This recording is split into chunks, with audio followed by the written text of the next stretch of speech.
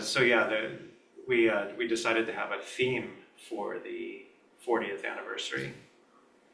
And the theme that emerged in the meeting almost immediately was this image of the Sangha, which is the word that we use in Buddhist circles that means spiritual community.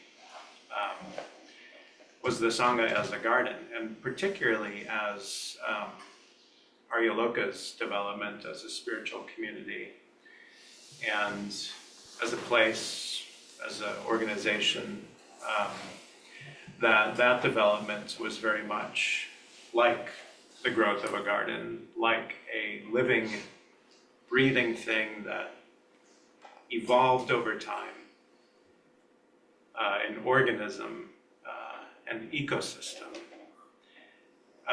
And we all really resonated with that idea and thought there was a lot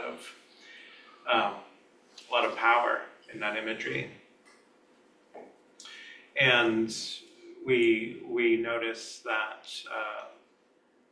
this idea of the Sangha as a garden and this place as a garden, as a developing place, had been cultivated and nurtured over the decades by those who participate in the life of the garden.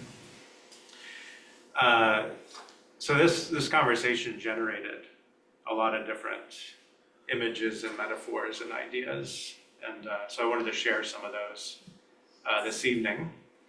So we noted that in a garden there's an element of magic. There's something in all of the conditions coming together to produce a particular form of life that is surprising and in some ways even seems miraculous. So there's an element of magic in what grows here, in what blooms here from year to year. It's always different.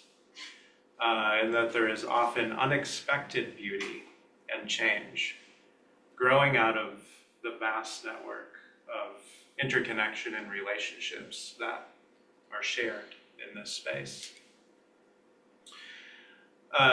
And like a garden, in this web of life that is our Sangha, there is constant change and a constant process of giving and receiving that happens between all of us who participate here.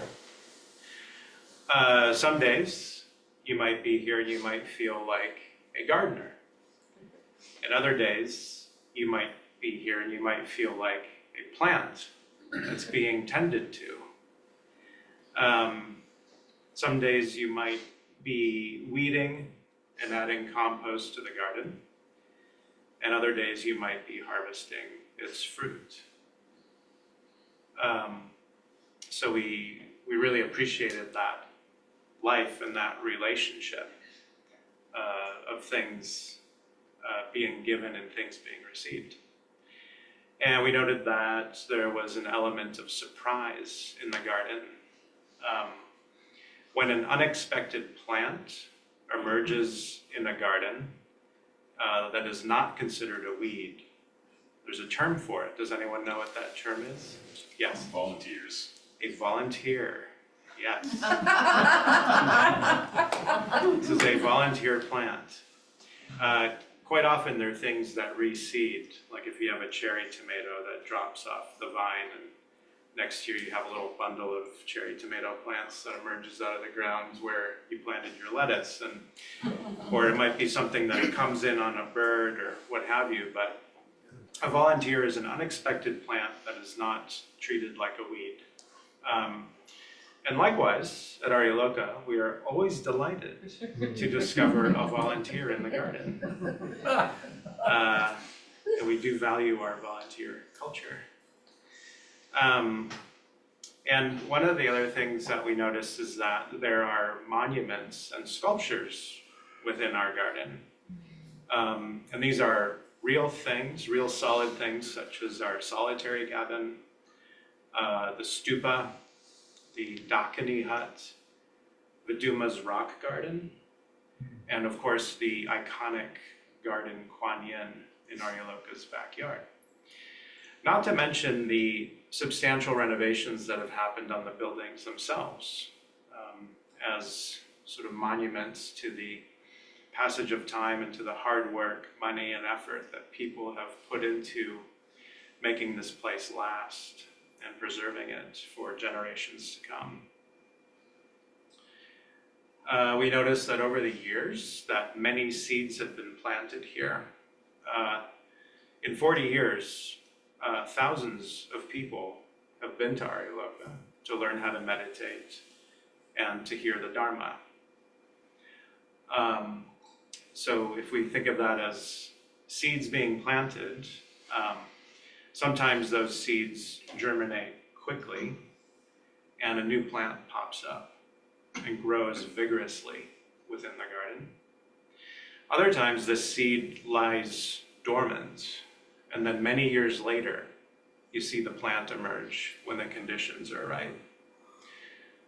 This sometimes happens. I get these nice surprises from people that tell me that they learned to meditate from me 20 years ago, and they've had a practice the whole time. They just haven't come to anything. So yeah, years later, you see that this person is experiencing the fruit of their meditation practice. And sometimes those seeds are carried to other gardens where they grow and blossom elsewhere. I was hoping Ethan would be here tonight because he's one of the rare individuals that came here on a high school field trip and several years later ended up getting involved here again and down in Boston and becoming a mitra. So hopefully he'll listen to the recording and appreciate the shout out. In the life of a garden, much happens in order to help it thrive. All the conditions need to be in place, and the processes of nurturing and maintaining have to occur. You have to prepare the beds with compost, sow your seeds, plant plants. When things start growing, you need to weed, water, prune, fertilize. You need to protect your garden from disease and from other creatures that want to eat your garden. And you have to encourage pollinators and other beneficial insects to visit your garden in order for there to be what we often desire from a garden: the blossoms, the flowers, the fruits, and the harvest. In early Buddhist teaching, the benefits that we receive from Dharma practice, from practicing the Buddhist teaching, are referred to as the fruits of the path. So there's some early imagery there that references harvesting something or receiving the benefits of something that you've put effort into.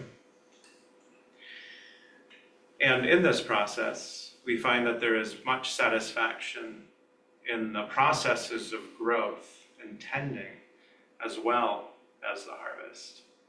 And I can tell you, when I was farming, something that irked me would be to hear people talk about how much they were looking forward to harvesting.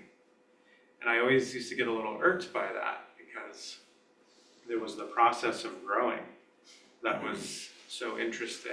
And although it was hard work, it was wonderful. And it seemed greedy just to sort of want the harvest, right? Even though I got what they were talking about. Of course, you want to experience the fruits of your labor, right? But there's the process itself, the path itself is a pleasure to walk. The garden is a pleasure to tend. Likewise, there is natural imagery in the suttas and the sutras that convey a similar sense of the processes of growth and development that occur in the Buddhist community. One of the earliest images in the Buddhist tradition is of the Buddha surveying humanity. And I just wanted to read this paragraph from a book called The Drama of Cosmic Enlightenment.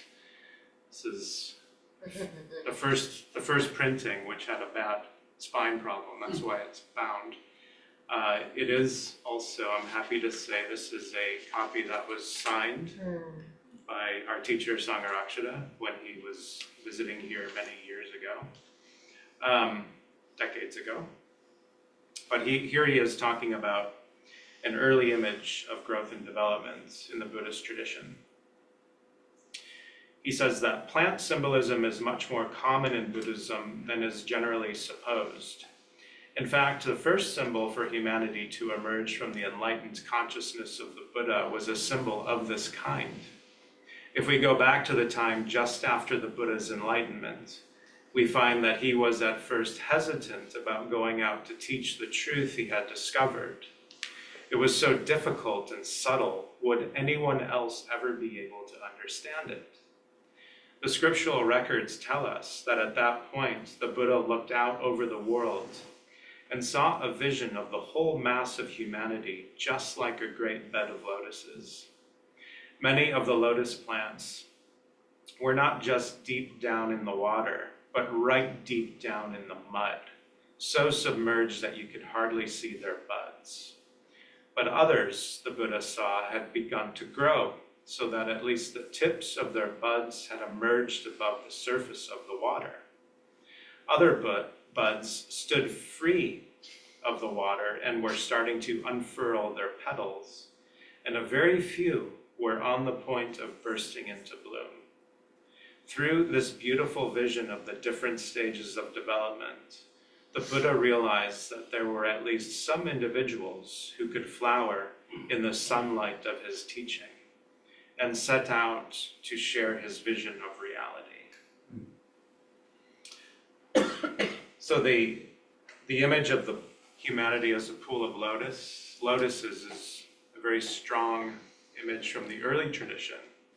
And then the reading we had before meditation, the parable of the herbs, arose in the Lotus Sutra, which emerged as a text several hundred years after the Buddha had lived.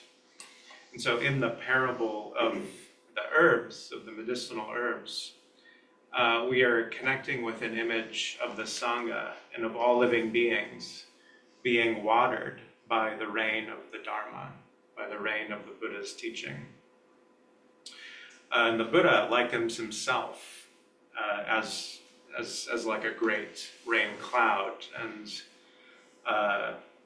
just so we know, a great rain cloud at the end of the hot season in India is a very different thing than a storm here in our four-season environment. After the dry period and the hot period, having a period of rain is very satisfying. And the landscape responds. So it goes, parts of India that are a bit arid get soaked, and you see the life emerge out of the ground.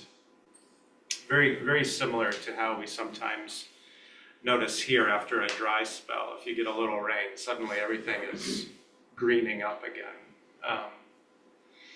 So this image of the Buddha as a rain cloud would have been a very pleasing image. In other texts, he's likened to being a sun. This is also a common image. And again, you have two elements. You have the rain and you have the sunlight, both of which are impartial to what is fed by those two elements. There's no choosing to water one thing and not another.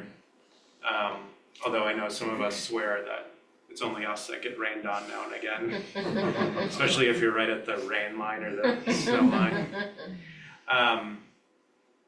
And sometimes in our shrine room here in our beautiful retreat center, the sun, as it makes its daily course across the sky, the sunlight changes through the windows in the domes. And every once in a while you get caught in a beam, like right in the face. But yeah, these elements, the rain and the sunlight, are impartial elements. So we're all fed by this, yeah? If we're receptive, if we have this yearning for spiritual growth, if we feel a kinship with the Buddha's teaching, then we're fed by this, and we're fed by it to whatever capacity we're able to take it in, and we grow in our own unique way. So it's a wonderful image of unity and uniqueness. And this valley, this verdant valley, has all these different types of plants.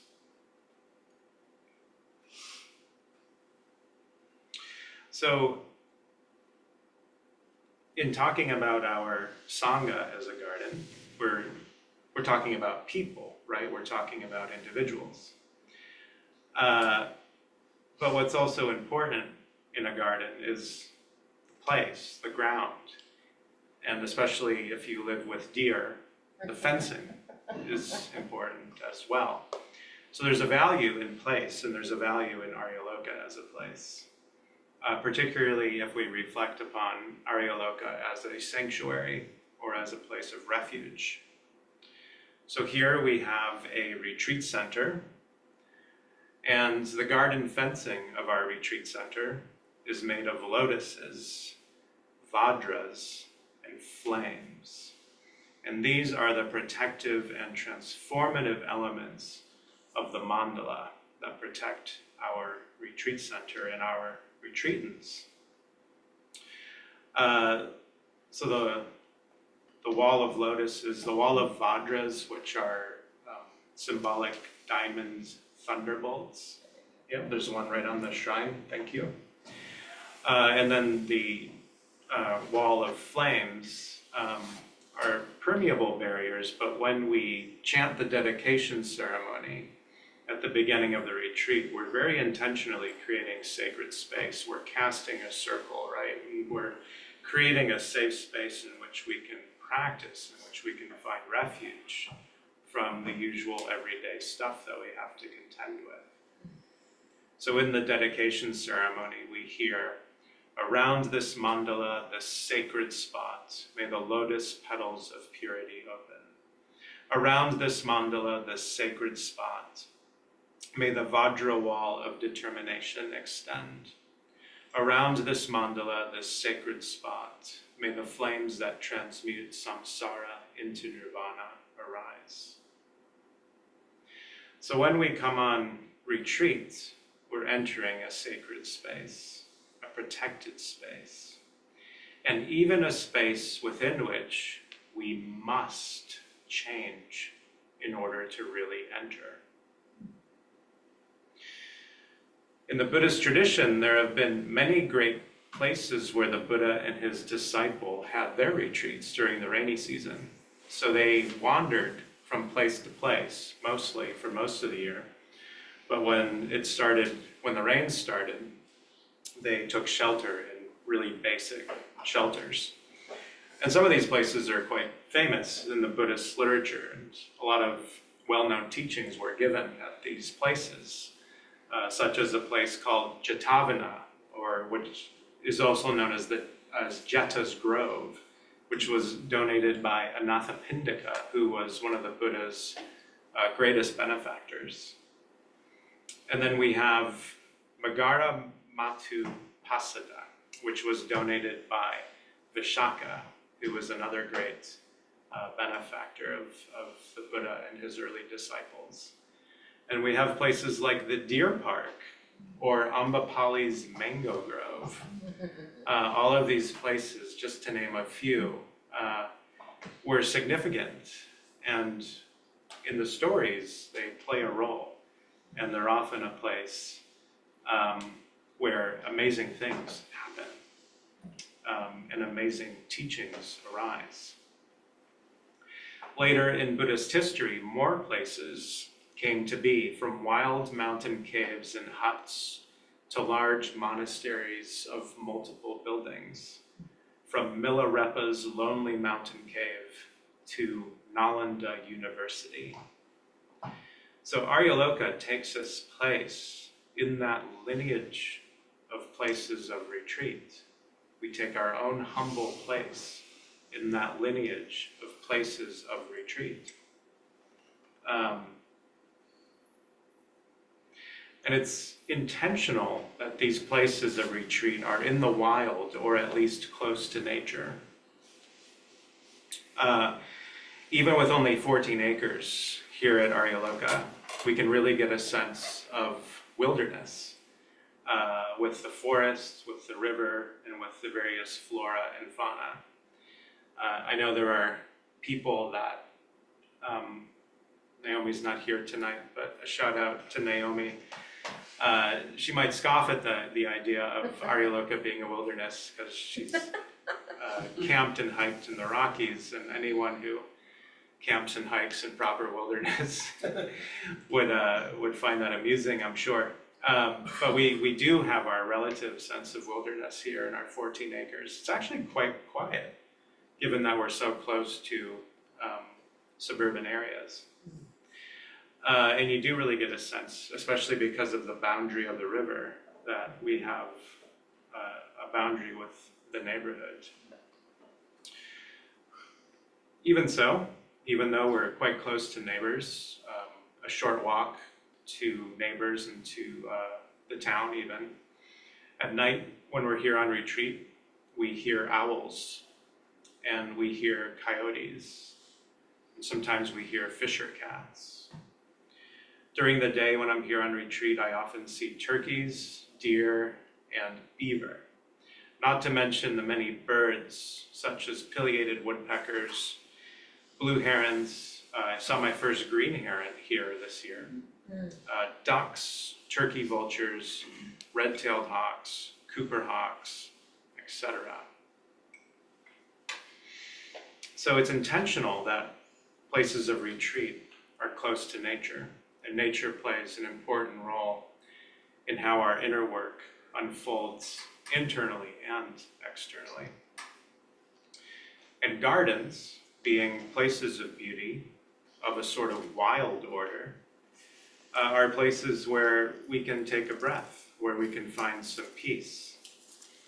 Gardens are places where the interaction between the human world and the natural world is apparent, and where the processes of interdependence and impermanence are easily witnessed. Aryaloka's gardens have been walked through and looked at and reflected in by thousands of retreatants over the years. And of course, they've also been tended to by a much smaller number of dedicated volunteers. For many years, Kavya Drishti helmed the project. Viduma and Dialochana have also been dedicated gardeners. And a team of people, some of whom are here in this room, have arisen to care for these public spaces, and either regularly or on the several gardening days that we have during the year. But of course, we're not just here at Aryaloka to have a nice walk in a pretty garden. We come to be on retreat, to learn, to find inspiration and community, and even to be transformed. In our world, retreat represents an opportunity to take ourselves out of our everyday context and habits. Retreat is a way in which we go forth, whether it's for a day, a weekend, or longer. And this quality, this dynamic of going forth is very important in Buddhist teaching as a practice, and as an intention and a commitment to going beyond the more petty concerns of life, the more cyclic reactionary concerns of life. And most of us aren't prepared to do that in a traditional monastic sense, where you go forth, you shave your head, you don the robe. So how do we go forth? Well, we go forth on retreat. We take ourselves out of context. And on retreat, we live simply for a time, which hopefully carries over into the way we live our life the rest of the time. So we remove distractions, we live simply, and we find stillness and quiet. We turn inward. This is such an important dimension of Buddhist life, especially given our modern lifestyles, which can be so outwardly focused, distracted, and habitual. The transformative power of meditation really begins to emerge when we give it time and space. And you need a context for that. Having a dedicated space for that is a priceless treasure. And not all Buddhist groups are so fortunate to have those places. Triratna, our Buddhist movement, is all over the world, and where we are most established in the UK and in India, there are many retreat centers. And especially if you live in England, you're within a 3 to 5 hour journey to a dozen or 15 retreat centers that you could go on retreat at, right? Just within Triratna. And so here we have Aryaloka on the East Coast and Dharmadhara on the West Coast. These are our two retreat centers in the US and Canada. But there's plenty of Buddhist groups that rent, or at least historically have rented Aryaloka, because they don't have their own place. So they rent our place to have their retreats. So we're very fortunate.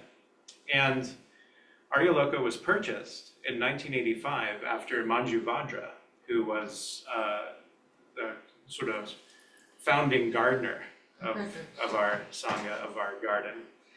It was purchased in 1985 after he had determined, after a motorcycle tour of Buddhist communities around the United States, that most Buddhist groups in the United States seem to be finding their roots, seem to be putting down their roots in retreat centers rather than public centers.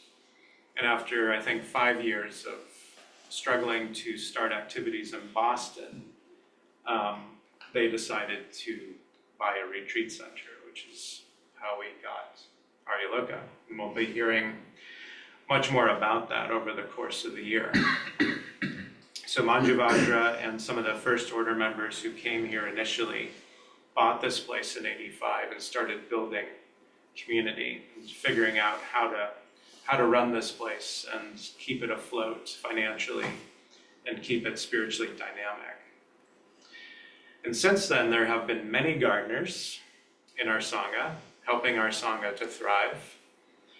Many board members, many council members, many teachers, volunteers, people who have lived here, people who have worked here.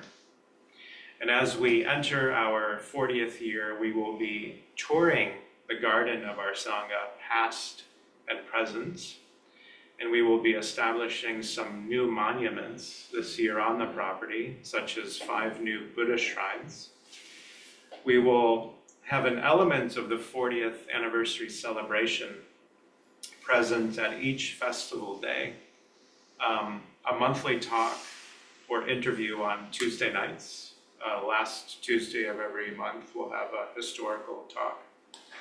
And the main celebration on June 21st, where our special guest will be Nagabodhi, who was Aryaloka's president for over 30 years, and who witnessed the development of Aryaloka and did some gardening himself over that time.